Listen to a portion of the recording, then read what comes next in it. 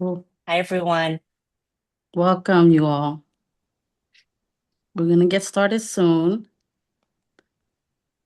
We're just gonna wait for folks to come in. We'll start at about 1:03. Yeah.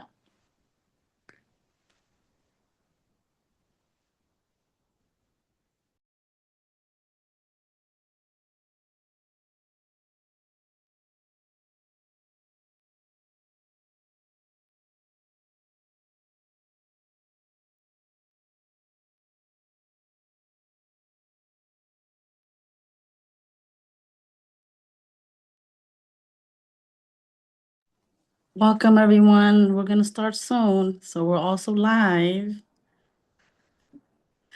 It's like a good afternoon from the East Coast, a good morning on the West, and the Midwest folks. Good morning as well. Oh no, good afternoon too now.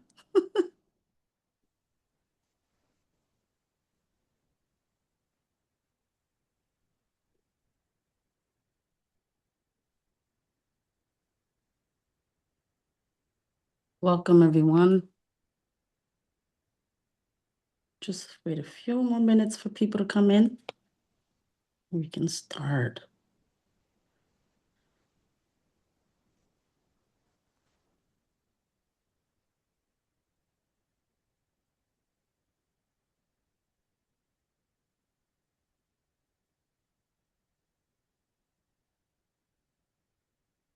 Hey. All right. Good afternoon and welcome, everyone. My name is Chaya Chow, the co-executive director of the Southeast Asian Freedom Network, as well as SEACtion. And with me today, as you see, is my co-star, Quinn Din, who will be helping me as the executive director of SEARAC to guide us through this program as well, and whose partnership really has brought us to this moment, right? The upcoming introduction of the Southeast Asian Deportation Relief Act of 2026. And thank you, Representative Chu, for being our ally, our champion for this bill, and really committing to Southeast Asian lives. And so this campaign, SEAFN and SEARAC campaign, is launched over 3 years ago, and it calls for accountability and an end to not just Southeast Asian deportation, but all deportation. And it's more critical than ever that we continue to build coalitions and campaign like SEER. It is the force to create the change that we need. And it also reminds us, and it reminds me all the time, that there is strength in people. There is strength in people power and in creating policies that can change the material conditions of our people. The Southeast Asian Deportation Relief Act of 2026, SEADRA, is also a very historic legislation that will stop the deportations of Southeast Asian refugees from Cambodia, and Vietnam, and Laos as we know it. It aims to prohibit detentions and deportations of those who arrived before 2008, permanently authorize employment from those with final orders so that they can support their family, establish virtual ICE check-in and at a frequency of every 5 years, create a pathway to return for people to reopen their case and reunite with their family.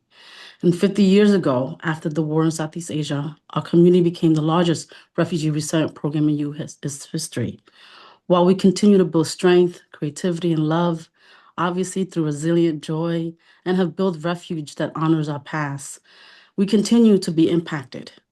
And we beg the question, what is the future where family separation, violence, displacement, and even death continue to exist and be our lived experience?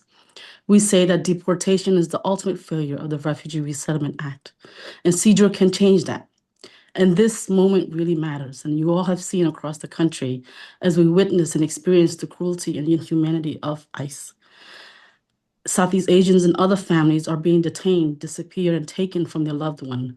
We see this exasperated in Minnesota in the last month, home to the second largest Hmong population in Southeast Asian community per capita. We saw, we witnessed, and we experienced what happened. And no one should live in fear of being disappeared or killed by the government. Refugees and immigrant continues to be re-traumatized. Our collective hope is that SEADRA is the policy and pathway to repair and reconciliation. I'll pass it to Quinn to introduce the other speakers. Again, thank you for joining us. Quinn? Thank you so much, Chaya, for grounding us in this moment.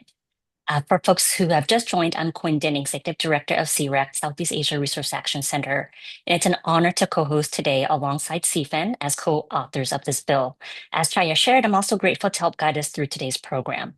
We're here because SEADRA, this legislation, reflects the voices of impacted individuals, the leadership of our organizations, and the commitment of champions in Congress who are standing with our communities at this critical time.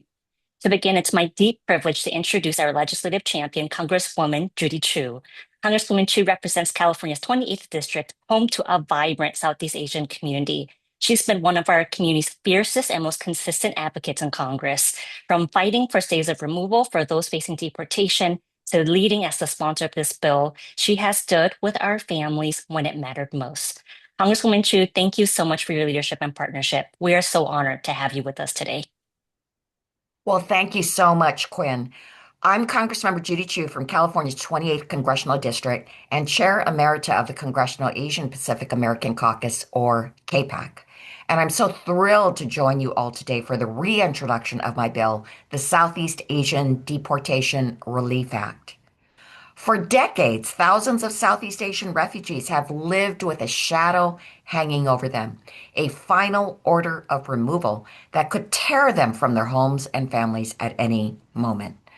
They've raised children, built businesses, paid taxes, and served their communities, all while living with the constant fear of deportation. Southeast Asians from Laos, Cambodia, and Vietnam comprise the largest refugee population ever settled in the United States. More than 1.2 million refugees were welcomed here between 1975 and 2008, many because they fought alongside the United States or were forced to flee genocide and persecution in the wake of the Vietnam War, the Khmer Rouge genocide, and the secret war in Laos. But when they arrived, many were resettled into struggling and impoverished neighborhoods. And still coping with the significant trauma from the war, Southeast Asian American young people disproportionately faced bullying and anti-refugee discrimination. Without adequate socioeconomic or mental health resources, community members made mistakes or were swept into gangs and violence, often tied to keeping their family safe, housed, and fed. That was the case for Hai Nguyen. Hai was born on a fishing boat in 1982 as his family fled from Vietnam to the Philippines. Like many refugees, Hai struggled to integrate into his community. He grew up in a poverty-stricken neighborhood in Long Beach, California, where he fell in with the wrong crowd and made a terrible mistake as a teenager. But Hai has since served his time, and since being granted parole, he is now a valued and trusted employee, a mentor to at-risk youth and formerly incarcerated individuals, and a loving and supportive son and brother. However, in 2015, Mr. Nguyen was ordered deported to Vietnam based on a single criminal conviction committed as a juvenile.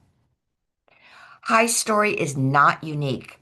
More than 2,000 Southeast Asian Americans have already been deported. Over 15,000 more live with final orders of removal. And this crisis has only gotten worse under the Trump administration. Between January and October of 2025, they've deported more Southeast Asian Americans in a single fiscal year than any prior administration, including 36 Cambodians, 155 Laotians, and 325 Vietnamese individuals. In May 2025, 160 Southeast Asian individuals were deported on a single removal flight. In September 2025, another 200 people were shackled hand and foot for a 50-hour flight out of the country. Some were deported to places they had never stepped foot in, including South Sudan and Eswatini. Making matters worse, just last month, Trump paused immigration applications for 75 countries, including the Southeast Asian nations of Cambodia, Thailand, Myanmar, and Laos. Deporting Southeast Asian American refugees who've already served their time is a cruel and inhumane form of double punishment. Let's be clear. This is happening while Trump's immigration forces are terrorizing communities across the country, killing and murdering U.S. citizens in the street, and detaining innocent people based on their skin color, accent, or workplace alone. Donald Trump, Kristi Noem, Stephen Miller, Pam Bondi, and this entire administration have used every tool at their disposal to turn lawful permanent residents into scapegoats to distract from this administration's egregious policy failures. And Southeast Asian refugees, people who came here because they stood with the United States, are being viciously swept up in this vile agenda of repression, racism, and xenophobia. These are people who followed the rules, who checked in with ICE on time year after year, and who rebuilt their lives after serving their time. That's why the Southeast Asian Deportation Relief Act is so urgent. This bill will prevent deportations of Southeast Asian refugees who arrived on or before January 1st, 2008. It will ensure access to work permits for these communities and reduce the fear and burden of regular check-ins with ICE by replacing them with 5-year gaps between check-ins. It will also create a pathway back for Southeast Asian refugees who were previously deported to come home to the United States. We will not abandon refugees who stood with us. We will not continue punishing people decades after they serve their time. And we will not allow cruelty to define who belongs in this country. I am so grateful to reintroduce this critical piece of legislation today. And I want to thank the Southeast Asian Resource Action Center and the Southeast Asian Freedom Network for your tireless support on behalf of the Southeast Asian American community. Thank you. Thank you so much, Congresswoman Chu, our champion. Thank you to you, to your team for your leadership when our communities are again facing the threat of deportation and family separation. We'll hear first from some remarks from myself and Chaya as co-authors of the bill, Representative Jayapal, as well as Say Yang from Transforming Generations. And if we have time, we'll head into Q&A before we close. And to begin my remarks, I just want to celebrate that today SEAFN and SEARAC stand together to demonstrate something powerful, that our communities can craft our own solutions. We're joined by 105 endorsing organizations across 15 states representing every region of this country, united around one simple principle. Our families deserve stability, dignity, and the chance to heal. This bill is about the more than 15,000 Southeast Asian community members who still live with final orders of deportation and the families who live in fear alongside them. Many were young when they made mistakes, navigating poverty, displacement, untreated trauma from war and genocide, in systems that were not equipped to help them heal. They include people like my cousin Jung. Today, he is a small business owner, a husband, a proud father of 3 boys, including a son who is now in college.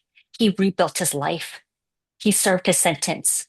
He's contributed to his family and his community for decades. And yet, like thousands of others, he continues to live under the shadow of deportation. Jung's story is not the exception, it's the norm. These are parents, caregivers, workers, business owners who have transformed their lives and strengthened our communities. This bill recognizes that they are more than the worst mistake they made decades ago. It allows those 15,000 Southeast Asian refugees to reopen their cases, seek relief, and finally live with the stability that refugee resettlement was meant to promise. Today is more than a legislative milestone. It's a community victory built on years of organizing, healing, and leadership from impacted individuals who refuse to accept permanent punishment as their future. We are so grateful to you, Congresswoman Chu, and the more than 25 original co-sponsors who stand with our communities in this fight. This bill affirms something fundamental, that supporting refugees is not just about arrival. It's about honoring the generations it takes to heal and to ensure that protection does not expire. And now I'm so proud to pass the mic to our partner and co-author of this work from the very beginning, Chaya of SEAFN, whose leadership, whose partnership has been essential in bringing us to this moment. Absolutely. Thank you, Quinn. And thank you for naming everything that Representative Chu also named as well. So thank you. And really grateful. That really means a lot for us. And 25 years ago, I was in the street in the Bronx, organizing, trying to figure out how do we stop this? And when we first saw the wave of Cambodian deportation, we fought. We fought. I mean, to all the way to the United Nations to say that it was unconstitutional and a human rights violation to detain our people indefinitely, going to each of those countries, Vietnam and Cambodia at that time, to say we must change this repatriation agreement. And so it is 25 years in the making, you all, this bill. And really thankful for all the countless organizers, families, and people who shared stories. I mean, these stories are our stories. And so I just wanted to acknowledge all of that and that we're impacted people ourselves as leaders of these organizations. We have uncles, community members, brothers and sisters who all have finals deportation. And deportation is a life sentence for us. And it should not be. And so I want to say thank you to all the organizers again that have paved the way, that built this incredible platform called the SEA platform as well as SEADRA together. And so and it only acknowledges the power of our people. And so, I want to encourage folks to really, really build community and power in this way and continue to be connected with us. But with that, I think Quinn, should I pass it to you so that you can pass it to, we have a video, right, that's coming up right now. So let's just do that. I know we're running short on time because we want to do some Q&A as well. And so we have a video from Representative Jayapal. So we'll share that real quick and then I'll give it to Say.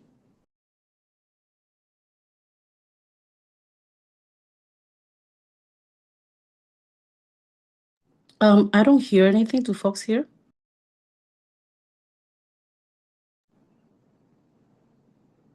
Yeah, there's no volume. I'm Congresswoman Pramila Jayapal, and I'm honored to represent Washington's 7th Congressional District in the House of Representatives. I want to thank the Southeast Asia Resource Action Center and the Southeast Asian Freedom Network for inviting me to speak during this community launch of the Southeast Asian Deportation Relief Act. At this moment, many in the Southeast Asian immigrant community are fearful of Trump's cruel deportation campaign, fueled by illegal, warrantless detentions and senseless quotas. We know for a fact that this administration is not going after the so-called violent criminals that Trump campaigned on. They're going after our friends, our loved ones, our neighbors. The fear that many in our community feel hits really close to home for me. I'm proud to be a naturalized citizen myself, one of only a couple dozen to serve in Congress, and now the ranking member of the Immigration Subcommittee in the House of Representatives. And before I became a U.S. citizen, I spent 17 years dealing with a broken immigration system. And during that time, I built a life here in the United States like so many other immigrants who now call our country home. The idea that after decades of contributing to our culture, to our economy, to our communities, that people can be ripped away from their families and their lives is not just cruel, it's unacceptable. And that is why today I'm so honored to join Representatives Judy Chu, Zoe Lofgren, and Ayanna Pressley to reintroduce the Southeast Asian Deportation Relief Act. Our bill is a long overdue step to bring relief to families in communities across this country, ensuring that instead of being forced to live in fear, they're treated with respect and with dignity. In particular, our bill bans deportation for refugees from Cambodia, Laos, and Vietnam who fled violence and instability and came to the United States decades ago, permanently authorizing employment eligibility and ending bureaucratic in-person check-ins that put people even more at risk with this administration's lawless, masked paramilitary force that's roaming our streets. Our bill also allows Southeast Asian refugees who have already been deported to return to the United States and be reunited with their loved ones. It is time that we finally fix our broken immigration system and protect Southeast Asian refugees. I am so grateful to be with you all today to advocate for this legislation, and I want to thank everyone who continues to stand up and speak out for our immigrant communities. Thank you.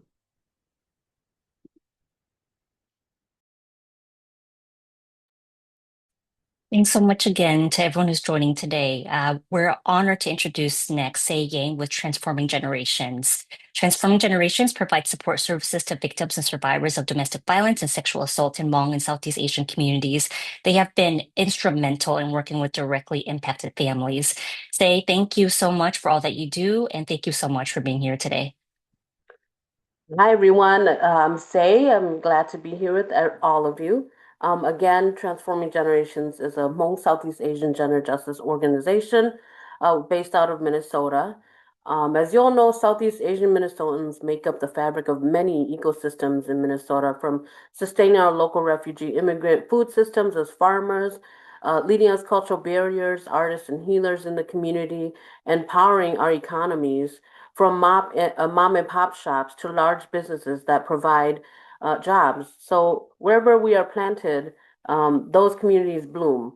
From building the biggest Midwest Cambodian temple in Hampton, Minnesota, which brings thousands of people every April, to weaving a network of farmers at Hafa Farms in Vermilion Township that feed families through CSAs, to building Hmong Village and Hmong Town, in East St. Paul and Frogtown, where immigrant refugees of all backgrounds benefit from, and of course, to providing all the best pho shops littered throughout University Avenue in St. Paul and Eat Street on Nicollet in Minneapolis. The places we create become intergenerational social gathering spaces, cultural institutions, places of knowledge exchanges, and it's true everywhere in the US, right? Where there are Southeast Asian communities, those communities boom. Over the last couple of months, these places have become ghost towns. Deportation of Southeast Asian deteriorate these places. They break families apart, interrupt generational healing and any chance of generational wealth.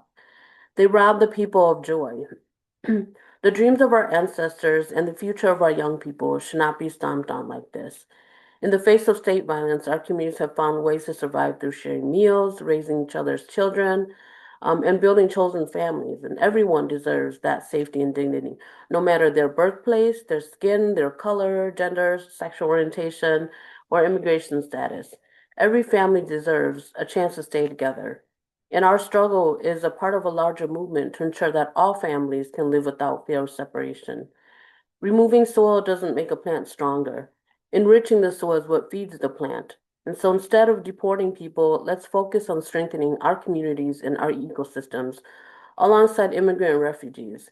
And instead of double punishment, we're betting on second chances.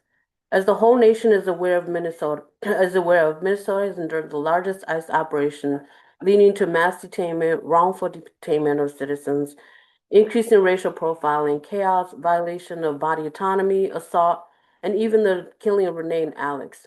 Our communities are suffering, our staff burnt out, and once thriving neighborhoods living in fear and uncertainty. That's no way to live. SEADRA aims to end Southeast Asian detentions and deportations, to permanently extend work authorizations, as they mentioned, and allowed for virtual check-ins, bettering the conditions for our families to have stable lives. Away from rapid responses, right? Away from the screeching whistles, the mom, wives, and children crying for help, evictions, and hunger. And so I'm happy to be here today. I think it's time for us to pass the SEADRA bill, and to protect our communities. Thank you. Thank you so much, Say, for your lived experiences, for sharing that wisdom and the leadership that of everything you all are holding and protecting. We're going to go into Q&A, and for folks who are with us, thank you so much for joining. And I'll start with our first question, actually, which is a great question for all of our speakers. They share, thank you to Representatives Chu, Jayapal, Lofgren, and Pressley for reintroducing SEADRA. My question for all of our speakers today, what does this moment mean to you? Congresswoman Chu, if you're ready, maybe I'll start with you and we'll go to Chaya, and then I can wrap up and say, please feel free to also join us. Oh, I think you're on mute, Congresswoman. Let me say that the entire nation is now acutely aware of the excesses of ICE and how cruel they can be. They've seen ICE be a lawless entity that is actually murdering U.S. citizens with impunity. I mean, they don't even think that they're going to be investigated. There isn't even the slightest bit of accountability for what they are doing. So I am especially grateful that we are introducing this bill at this point. We know how much suffering there's been in the Southeast Asian community, but now I believe that we have a greater awareness of American citizens, of the American residents, about the cruelty of these deportation orders. And so I hope that we can get even greater support for this bill as people realize that this cloud has been following this group of American residents for decades, and it's not right. It's not right, especially for those who were allies of the United States during the Southeast Asian War. Thank you so much, Congresswoman Chu. And it very much reminds me of Chaya's remarks of how deportation is a life sentence. Chaya, anything that you want to add about what this moment means for you? Well, yeah, I mean, I think 25 years of doing this work, and I think I will say that it is, and I hope people believe in imagination and does imagine. And so it is a combination of the imagination that we had for the love of our people, uh, for the love of community, and for justice, ultimately. So it is the imagination that brought this bill to be. And so I hope that this bill brings a lot of hope for our people to go out there, talk to your Congress people, your elected official, talk to your brothers and sisters, talk to everybody, because we need to pass it into the word of say here. It is time to pass SEADRA. Thanks, Chaya. And I think for myself, what's been on my mind is that I remember when this was introduced for the first time 4 years ago. I remember because I was pregnant with my second child. She's now 3. I remember because I was just on the cusp of celebrating my dad's anniversary of passing, his 1 year anniversary, my family's first generation of refugees who made all of this possible. And I remember him sharing before he passed away, "Chịu khó đi con, work hard, keep trying, advocate with our members of Congress because our families matter." And his final urging for us to continue fighting for our families, fighting for our humanity, and really looking at the multiple generations that this impacts, I think is why this matters to us so much in a moment when we feel like there is so little hope, when there is so much against us, that actually our voices matter, our congressional champions matter, and that we have the ability and agency and power to really make change. Um, and I think we have a couple other questions.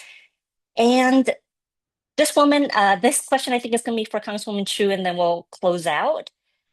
Do you have any hesitation from colleagues in the House about joining you to pass this bill? And what are those?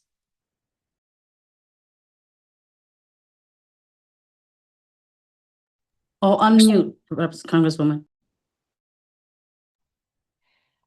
I think the biggest issue is the lack of awareness of the dynamics here, because the critical difference here is the fact that these were refugees who came here because of the Southeast Asian War. It was this war that these refugees had been affected by that caused them to have to uproot their entire lives. And some of them were actively helping the United States. Some of them were just victims of the war. But whatever it is, the U.S. did commit to helping these refugees.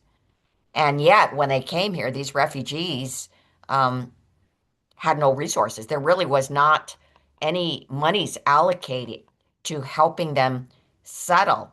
And so they were on their own. That's how they ended up in trouble. So knowing that whole history is really critical. But I do think, like I said, there is more openness now than ever to looking at the plight of immigrants and to saying that if they have been lawful, if they've been productive citizens for decades, then they should not be deported. Thank you so much, Congresswoman Chu. And as we close out, I'll pass it back to Chaya for us to close together. Yeah, let's close together, Quinn. I know it's already 1:31. I just want to say, y'all do what we need to do.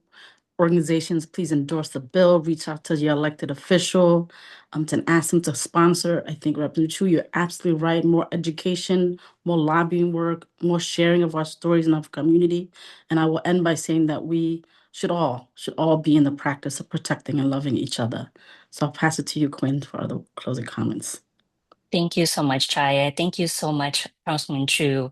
You know, together, SEARAC and SEAFN, together with our congressional champions and with our impacted leaders across this country, we're going to continue fighting for an America that honors not just our arrival, but our full humanity. Thank you so much to everyone for joining us today. Thank you for standing with our community. And let's get this passed. Thanks, everyone.